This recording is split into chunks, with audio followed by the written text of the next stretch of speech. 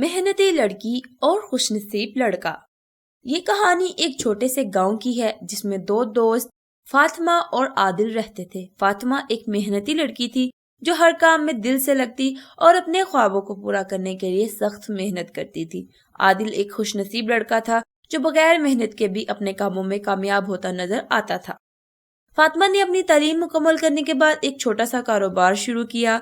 اس نے صبح سویرے اٹھ کر کام کرنا شروع کیا، بازار میں خریداری کی، مصنوعات تیار کی اور اپنے کاروبار کو بڑھانے کے لیے دن رات محنت کی۔ اس کی محنت اور عزم نے اس کے کاروبار کو ترقی دی اور اس نے اپنے گاؤں کی ترقی میں بھی اہم کردار ادا کیا۔ دوسری طرف عادل اپنی خوش نصیبی پر بھروسہ کرتا تھا۔ وہ کام کم کرتا اور قسمت کے سہارے چلتا رہتا۔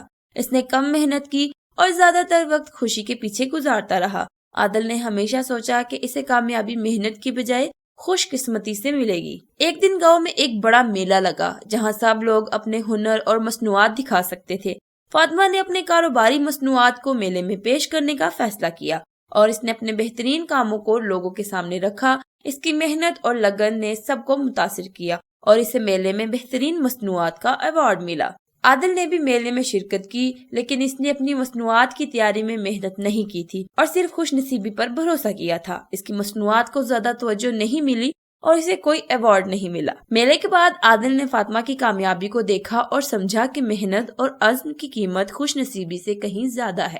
اس نے فاطمہ کی محنت کی تعریف کی اور اپنی روش میں تبدیلی لانے کا عزم کیا۔ تو بچوں، اس کہانی سے ہمیں یہ سبق ملتا ہے کہ محنت اور عزم خوش نصیبی سے زیادہ اہم ہے۔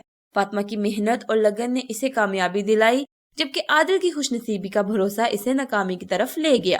یہ کہانی ہمیں سکھاتی ہے کہ محنت اور عزم سے ہی ہم اپنے خوابوں کو حقیقت میں بدل سکتے ہیں اور کامیابی حاصل کر سکتے ہیں۔